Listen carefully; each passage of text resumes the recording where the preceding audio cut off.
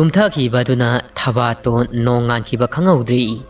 mahakti thengnaga tumbana mikap thokdri Gaizingna Thabaton adu hagdorai ita hagotlo mi loinamak hagonakri ita thaba Gaizingna thaba adu masa nomduna hagdoi Thabaton tumlambadagi hagolai Thabana ita nongalabo Gaizingna ita nongali makhogisi numisu yamngana thoi Thaban hairi oh ita adudi ai loisinaba tawragi ita ngasigi numisidi aikhoi anigi khwaidagi loba numitni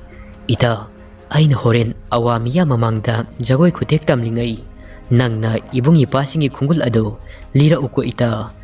pangtoki khanna lakliba thaudang singasi pangtoktanadi tokloi awa ko nungosida suru suru naisilaga arun atok khudima ado khangsilaga poirei maitai aikhoi lebakta pawdamgadabani Gaizingna hairi yeknabagi leibakni yeknabagi sambalasi kansinduna changlaknabani khongda khutta sohaloisi haina singna sasi Thabatona hoita asumna makhoi ani adu wari sanana phije laiteng loiduna awa konong panglakli Gaizinglu adudi awam yam tinba marak aduda lontok tabi saduna laikri Thabaton adu awa singi pijol aduda awa konungi lay mari mina layba maikei adom dalai awagi pijol setpa aduna Thabatadi hena chusinaba oina thokri mahakpu kananasu maitei ni singnaba ngamlaroi mahaki sajat lisat adu pungon onkri awa ningol amadagi taramdi Thabana kina mauna konung tamna lakpada awalan mi makai adu mamising adu lauthoktuna munna munna yengi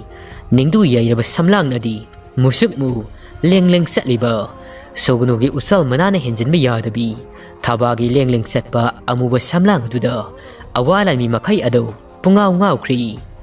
awalan mi makai na Thaba ubada ninfu ngangnarai masigi nupisidi onthokna phajakreda inlepada satpa thambal chamagni paldongna phajai mamit ani yasina muna yenglakpadadi thamoi ase mathak makhadang oli yardom haida awalan mi amana hairi ningdu yeibi amuba samlang sina amamba ahing maithongna ingagi purnima asingumba amatang fanglawadi idea re awalan mi amana hairi wahai khonbam henjanugo ining thaugi manau nipa athi hodiana takrabadi noi natai charo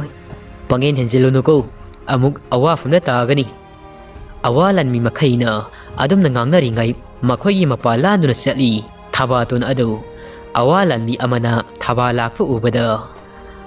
amukta ngai bikhoba kainomta hangjaugi ibi magi mingbu Thabatona aigi minglo haisi awalan mi aduna lanadi khanbiganu asum khangningduna tawbani Thabatona aigi mingdi komila awalan mi aduna komila ming phawdi aroibagi lala haibasina khonthang yaire thamoisida Thabatona karibo awalan mi aduna kaishu haideda Thabaton lauksing laibini mangon ngausi lakliba awalan mi asi kanagani maitei ipa isa singi khongul liba fangani masi makhangzil haurabadi tungda yamna kanarakani awalan mi asina mangonda irang tawsilak ibasi masigi khudong sawa lauragi chapchana khankri Thabaton hairi ado aigi mingdang khangdokhraga domina laibadi yararoi adomgisu haibirao adomgi mingdo thuplaba kasilamada isinduna thamauragi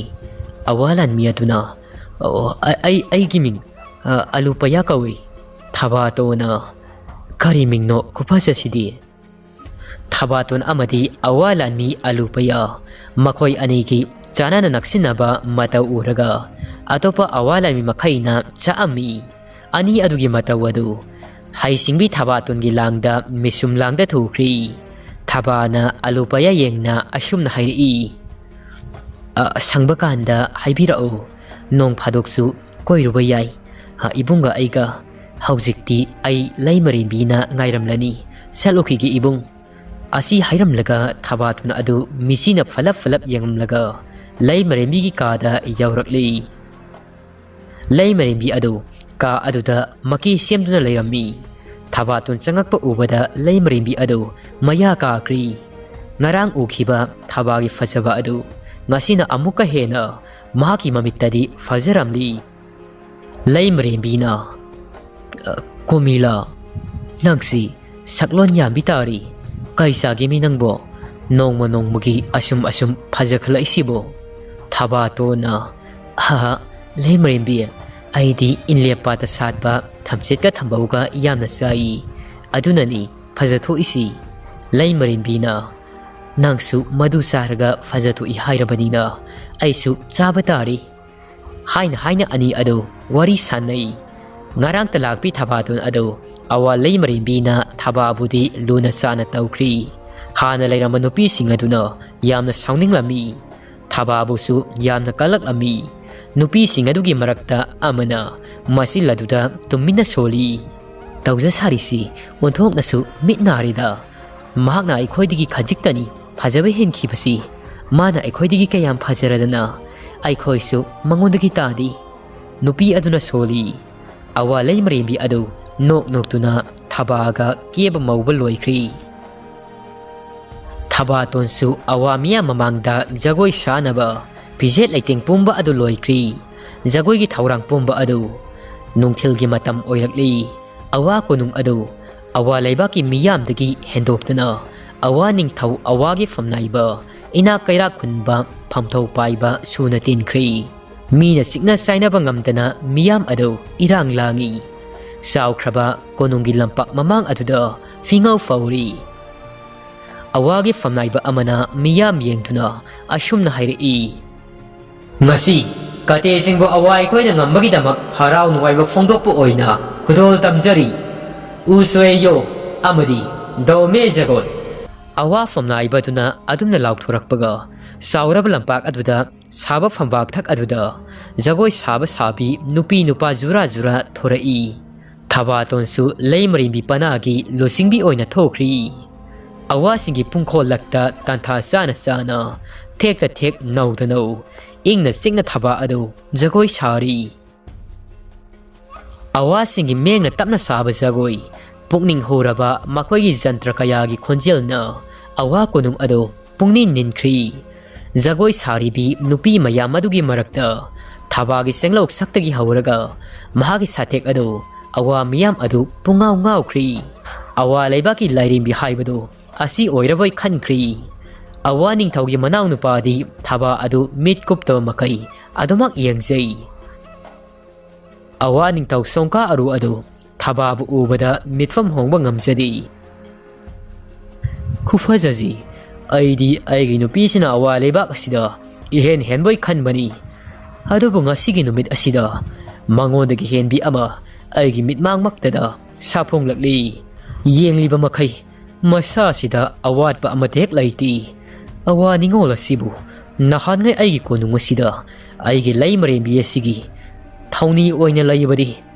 aidi khangdi onthongna su pungning huna fajakreda awa leibak asida magumna fajabadi lairanggadaba mandi aigi nupi oiragi lei marimbi asisu laijarasanu masu aina lauragani nahana thengnajaramlabadi ma oina nahana lei marimbi phamtol adu haplam gadabani awa ningthaugi mapungning adu mon khalai thabagi ningdu yaiba samlang adu bada kalakjei makuna pairaga sananingi aduga maki napada andurgulap angang manasom adu theklanningi manglangi ipak aduda jagoi aduda pungning luptuna laikri ashomdana awa miyam amadi lanmi singadu jagoi isei adu tautuna lairingai gaizing adu awa kunungi kasil kayada koisa satli sin thongna satli maitei lamdigi fakibasing adu karaida laige haituna yamna wana koiti thirai nongpok nungsup kha awang usinna chinna leptuna thirakpana nongsup thangbada laiba maikei adomda kaisum sang lairiba adu mahakna urakli kaisum sangdugi manungda pibam chadraba maitei lanfa kaya ama lairiba adu Gaizinggi mamin aduda mayak sengna uri lanfa sing adu ubada gaizing adu thamoi kai khibaga khangaudri mamitegi mapi adu sadum sintharai Maitei-singna awa ipakta iraknatuna laiba adu ubada Gaizing adu hikna kapi. Mi laitaba adugi tanja lau kaisum sang aduda changlai. Kaisum sangdugi manungda lairiba Maitei lanfa makai adu loinamak urami. Lanfa sing aduna khalli. Karigino masigi awa laiba kay ningol sina. Aikhoi bu uraga karigi hikna kapliba. Gaizing adu kapna. Kaisum sang manung aduda lairiba lanfa sing adu yengna asumna hairi. Ibung sing ngakna yenglibra nasanbu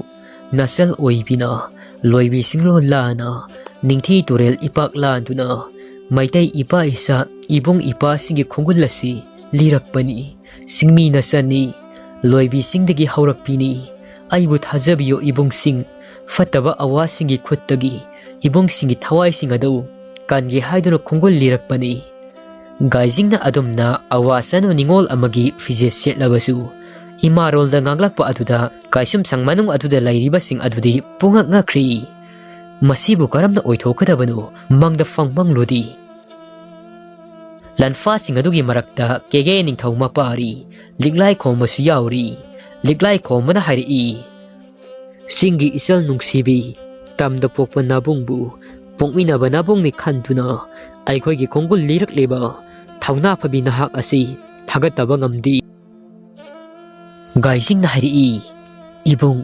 nasana ay ita amaga loina tuna lakpani awa laibak asida aron ba pawlogi amadi awasing na fado na pukraba ibung sing asi awasingi makotagi thadoki amadi awasingi matakta aron ba lallong kayama sathagi laklebani ibung sing.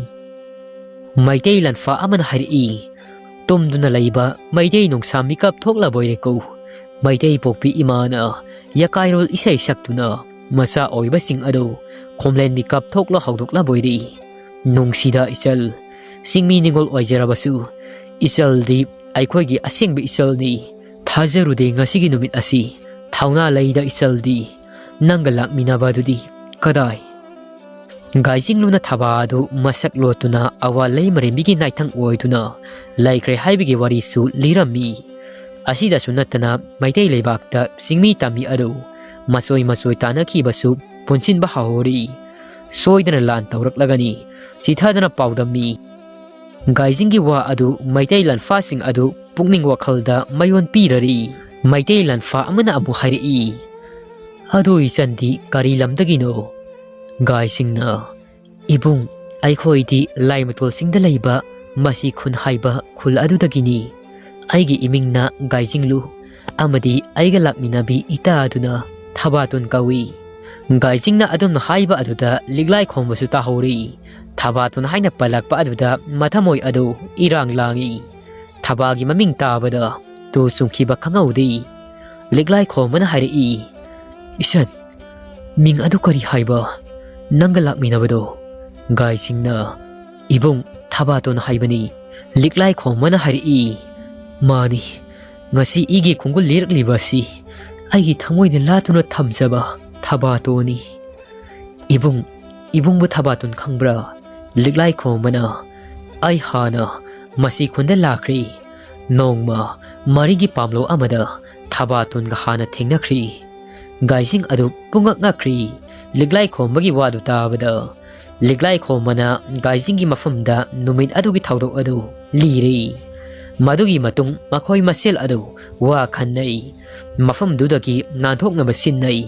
ngasi khudak asida laklaga unaraga sianmadi yaroi awalan migi khutta tadana bahotnasi warep nakri. Gaizinglu na Maitei lanfa singi thauna oiri Gaizinglu adu kaisum changlaiba adomdagi mapa adudagi awalan mi udringai thokri mahaki ahanba khongthangni mai pakle khanjai awa laibak asida thauna fana mayok naragi asi khankri. Liglai khombagi wari pumba adu khanglabada Gaizinglu adu Thabagi mafamda wari tamningbana langtaknakri. Ashomdana pung isai makholgi awa miyam adu phambak thak aduda mai onchen nuna yengi Zagoi aduda Thabatabuni miyamna chikna sainaba ngamdana yengnariba adu Thabagi fajaba aduda ningthaugi masil manau adu punglop lokri haina zagoi adu loisinkri awa miyam adu jagoi haibini haituna Thabaton adu thagatli. Thabaton gi jagoi satekta awa pakhang sing adu hui mamai akonba sumthokpada wana thokpagumna Thabaton gi fajaba adu kauba ngamdri phajai sonakri. Jagoi loiraba matung Thabaton adu miyamna jagoi hai thagatli. Jagoi haibagi damak awaning thauna mana pigi. Thababu awaning thauna phamliba tangbal nakta koksilai. Thabaton bu yengna awaning thauna hairi. Awaningol sakenbi nangi jagoi khufaja sidi amuktabu ukhiri. Nangi naming kari kawi karaidagi no ningthau aina akhannaba mana pigani. Jagoi haibagi damak Thabaton hairi. Awaning thau nanai aidi sinwin turel mapalda taba piklaba khungang masa amadagini aigi mingna komila kawi. Awaning thau na hairi.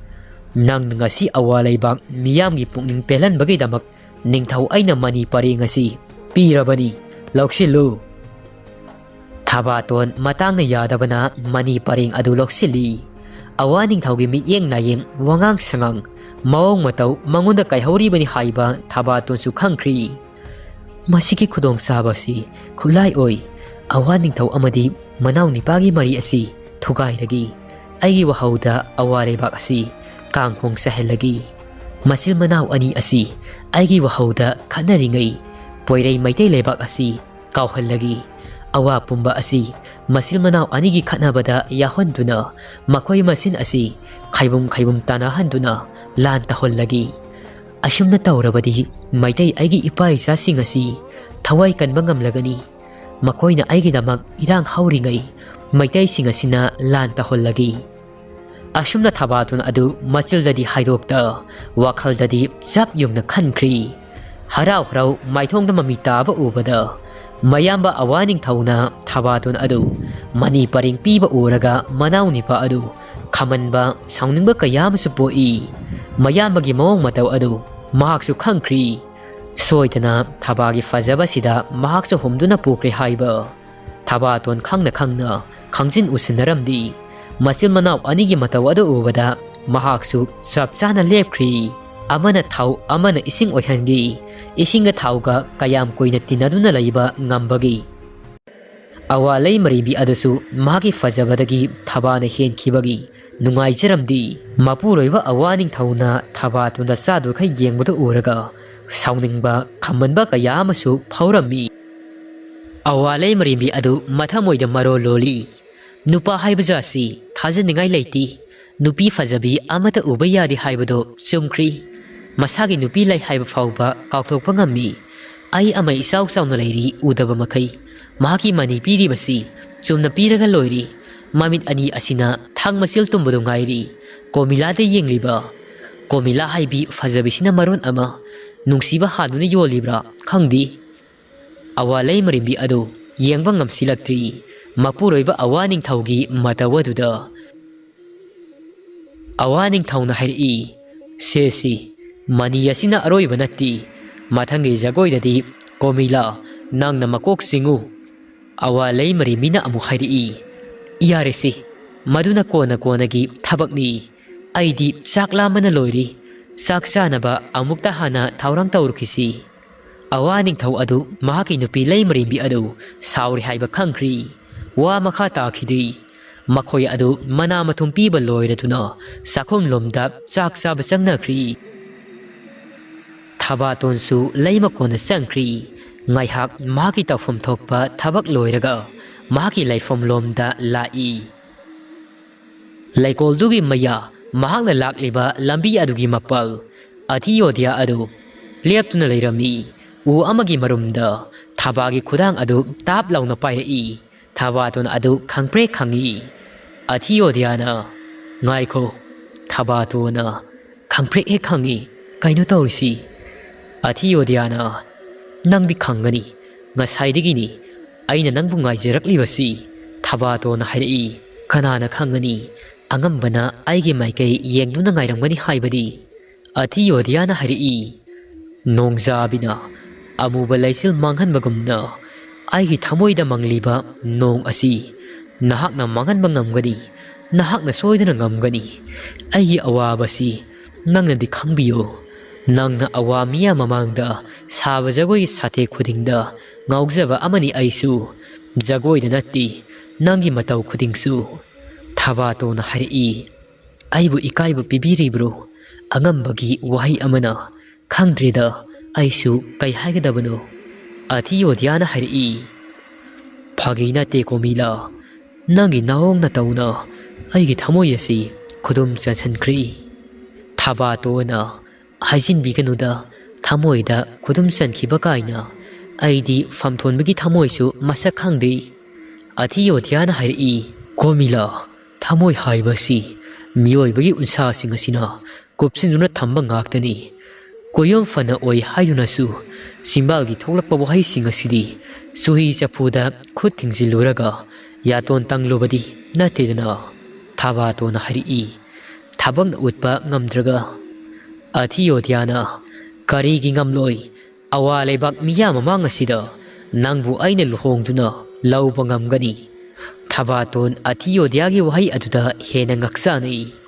masidi aigi koluda makok maru asi sapkhaiba yari aigi tat hauba yari Thabatona hari phari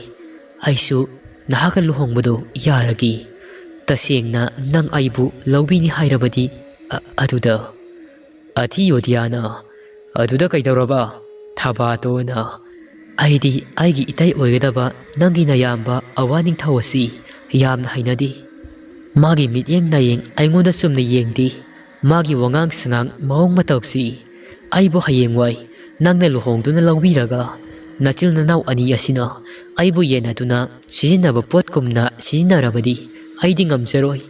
aigisi nangbu thajadabagi wafumdi nateko nangi nayamba sigi maong matawsigi haibani aidi pukningda walot pasungamdi tungda lakadabadu ngasidi khantahudaba yadi Thabatongi wahai aduda Atiyodia adu khawtaksai Thabana hairiba singasi asumba ngaktani masu mamit mangna urabani mayama ningthaugi mawong mataw adu Thabana hairiba adu minamba amata yaudi asumba ngaktani Atiyodia adu mamay adu mayoknaba ngamlamdi Thabaton adu mapukningda asumna khalli masidi aigi khoida thuba hauri aihak thakta khangani awaleibak asi kangkhong sehellagi Atiyodia adu wakal khalli mana wakal khallingai Thabatona komila aidi awa konungi tangbal thakta famduna awa leimarimbi haibado oiningi asi hairamlaga Thabaton adu maki laifam lomda sangkri Atiyodia aru adu tumina leptuna nungi murti amagumna lehauri awa ningthau mayamba adu makhutta thangsang pai khudak aduda hatningba poglai makhut masa adu maring sali pukminaba mayamba adu yaknaba oina urakli thabagi aroiba wahi aduda komila aidi awa konungi tangbal thakta famduna awa leimari bi haibado oiningi khonthang yerakli mahaki haksang kayat khudingda Thabaton mahaki laifam yaurakli Thabaton hek yaurakpaga Gaizinglu adu maitai lanfasing thengnarakpa amadi lanfasing adugi manungda liglai khomana mahaki maramda hanglakpa adu Thabatonda amata chithada loinamak tamlammi Thabaton liglai khombagi paukta abada nungsiba mapaukta jaba fangli khallubada Gaizinglu konduna kapjai Thabatona Gaizinglu da hairami mana silamba poramsing ningthaugi machil manaw adu khananaba silamba adu yengthinaba silamba adu maki lallong sing adu ngasigi ahing ngasida lanfa sing asi thadokpadi yakhiroi matang saba tanjada ngairasi hainari thabagi wa aduda Gaizinglu su yari Gaizing na hari ida nungsiba haibasi nongudol thakta thokpa thajamaga pangkakni awasingi iraida nangi punsigi thajasi awaba amubu maikhu marakta chanafam khangdana magan khinuko ida nangna lepkadawriba khongpham singasiga tawgadariba thabak mayam asiga aidi nangi damak wadaba ngamdi Thabatona hari ida ai ngamnaba honaduna pumnamang asi yaifanaba singani awalan marak asida aigi nungsiba budi khak manghalloi khutpai setna paiduna thamgani nungsiba maki langla adu lan marak asida ihaurakpa thamoigi nungsiba asi lanban chatuna aina ngaktuna thamgani asumna Thabaton amadi Gaizinglu adu wari sanai adu buluri badi ahing asida liglai komba adu uningbani Thabaton adu pungmen pawina ningbani adu bu tanjana kaidonungda yaroi khankri Thabaton nongma matang sabada ngairege lepkri nong nini asigi manungdadi khalli ahing aduda atiyodya aru amadi awaning thau songka aru adu Thabaton gi wakhalda tumba yadi kaisum sangdale liba liglai khom sumangai ahing adu mamit kakla amata fauba hek usinba yadi mitna ani adu Thabaton bu yamna uninglami aduga puksel su chakthok sei maitai singi khongul lirakpagi ahing aduda magi oiba wakhalni Thabaton gi wakhaldana mama lebak nungsibagi liglai khombabu nungsibagi ani thokna thamoi manung aduda isel oina sili ahing aduda makhoi sing adu nauksum oina wakhalgi ipomna adumak sumduna ahing na thengzilakpana tumthana khri ahing adu adumak loikri nong nini gi matungni awa konungda laituna Thabaton adu awa singi aron athup wa khanaba asoba mifam yautuna amasung awa singi khulai paifam asobadagi masa fauba loinama khangdokli awa leibangna amuk nawhongnana handakti Mandalay Cambodia Vietnam Laos asomdagi yamkhraba lanmi mayam ama punsillaga maitai lebakta landagani haiba Thabaton su khangli pau asi tamlunaba Gaizinglu su lona ningthi tore landuna maitai lebak yaunaba satlaga paudam lagi chapchana lepkri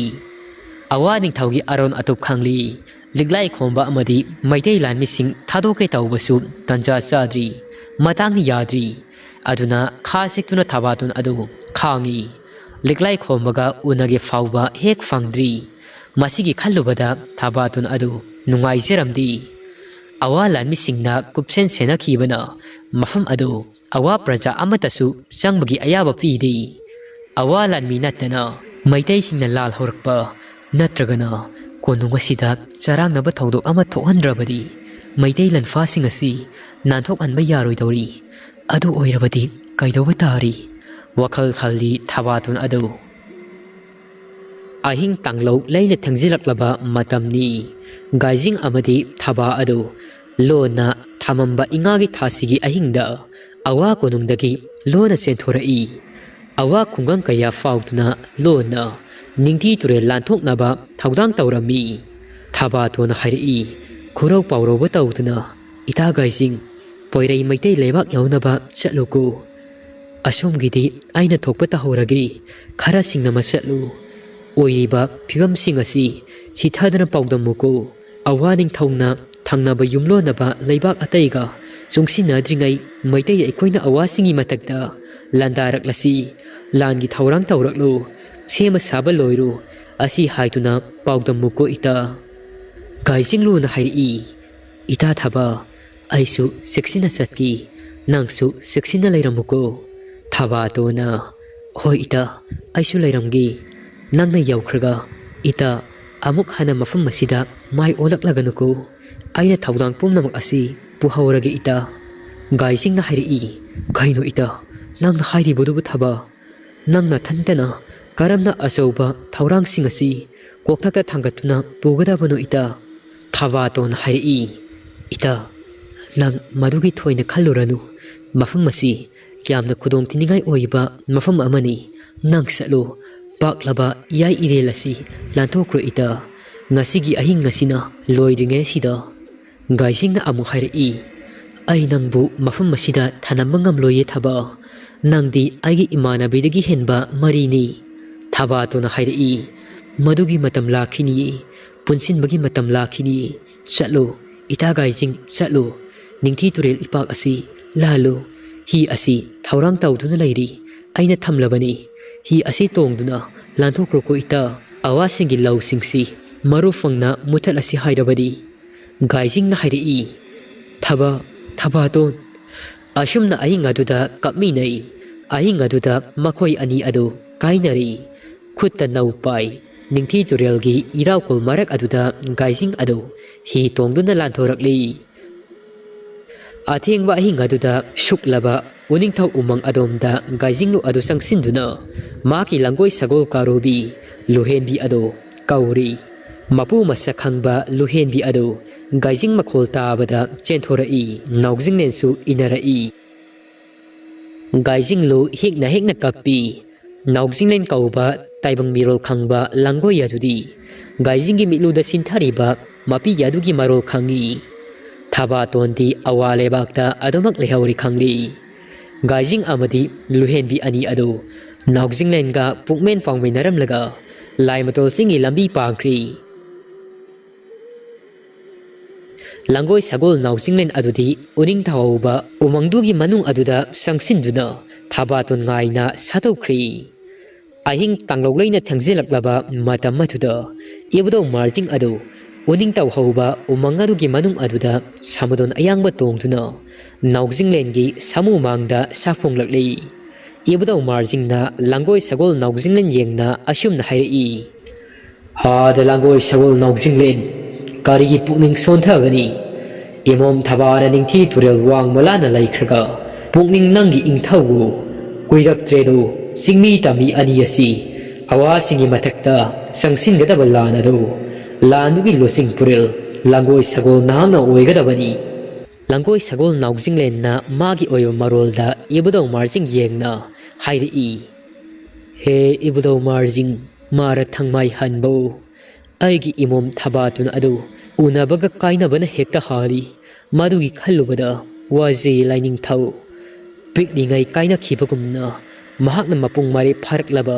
matam masida amuksu kainari karigi singu nahangna nongdambiri banu ibudo marjing na hairi adugi oire ko naugzinglen nangna mitlu pi ihawri badi toklo afattaba awaba wakhal adu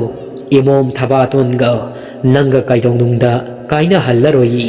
yeknaba awasingi mathakta nathawna naingjen phudoknaba sem sajaru maitei sagol mapalna awasingmu ngamkhibani tunglam chata sona hongnaba nangi thamoi piksinganu asi hairamlaga ibudo marjing adu mangkhri langoi sagol naugzinglen magi thawna pangal adu hanjilakli Thabaton bungaina umang asupa aduda lotuna laikhri Poirei maitei lebakta punsinnaba loirakli awasingi mathakta landanaba sem sari adubu awalan mising adu signal sainaba ngamdaba makai poirei maitei lebakta lairi maitei punsillabani haiduna su tauriba singaduga makogi yengnarurabadi lanmi singaduga lamba pabada nopi naitom taba awalan mi amata urabadi khut tharage hairabasu madugi khudong saba adu fangdi awa makhaina tampaklam ayamba adu haujiksu makogi khubang nungda thami loibi singlo lana laimatol sing yongnaba gaizinglu adu asum lakpana haujikti masi khun yawrakli gaizinglu lakpa ubada miyam adu angakpa phaungnarami gaizinglu na awasingi aronba pomnamak adu amata chithadana loinamak tammi kailumna hairi adu Gaizinglu Thabaton di Gaizinglu na ibung kailum ita Thabaton di awale bakta adumak mirot oituna lehauri maitei ipa isa singi thawai country faw haituna kailum na hairi angapani ko Thabaton gi puksil si minung si saubi kathok pahaibi lairino adu mayam wari sanaringai Gaizinglu lakle tabada mayumda lairambadagi khulakpagi mayum tana la ami lairinu na hairi Gaizinglu kadai aigi isu thabadi nang laklabadi masu soidana yawram lagani Gaizing na hairi iben Thabaton di aiga loina rakti madi awalai bakta adumak lehauri lairinu na hairi minam manganganu Gaizinglu nangna aibu laknaribra kadaino aigi isu Thabaton do Gaizinglu na hairi iben nasuna kari haina khumla sigi lairinu na thaba iben gi Thabaton nang nabin bu mira hirabro Nama lebak nungsibana henkibana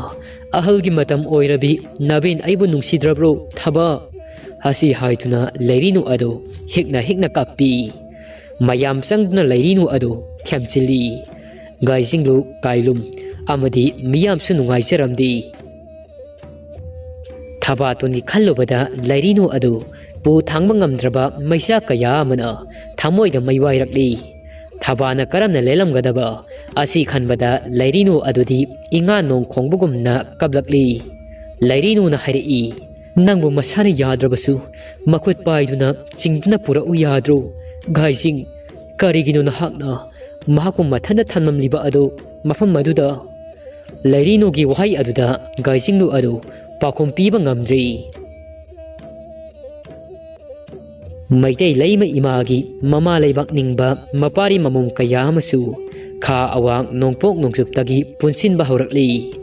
tongjai mari lana chen khraba maitai masa kaya masu pokna pham leibakta halakli sannabu sangon kaubra sangol naiba sangum imagi ngaksanba siba liglang pareng lik ado amamam tang oina samjinba haurakli imagi damak masa kaya ma awasingi mathakta leplagi Saina phungda thunglagi sabchana lepli makhoi miyam ado laimatol sing yauna balai aduga masi khunda punsilli sauba amadi khomaiga loina duna barak tampakta lanjena ruraba maitai kaya masu punchin naba purakli lami amana sing tampokpi imagi mingkhai solasi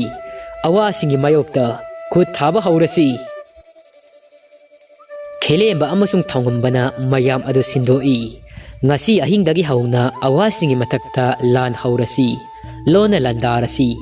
nongmagi khajik hainari poirei maitai lebakta punsinnaba apunba thongna pangal pumba ado phudok nakhri athengba ahingi tanja ngaiduna laikri ashomdana awa lebakta sidamaya ado ahing tumlingai maitai lanmi singna lan haurakpagi makhol tarai Maitai lami amana Maitai lami sa awa ko nungasi ikoi koisin duna thamo yengnaba amatta lemna tharroisi Sidamaya gi mamitta Maitai sagol lami makuda thangsang pai Sidamaya gi manak tamna sangsilaklaga maki ngaksam aduda thangsang aduna haitharai thang aduna mangak adu masaga tongan takri Sidamaya adu ahing aduda mikap khangtok thorai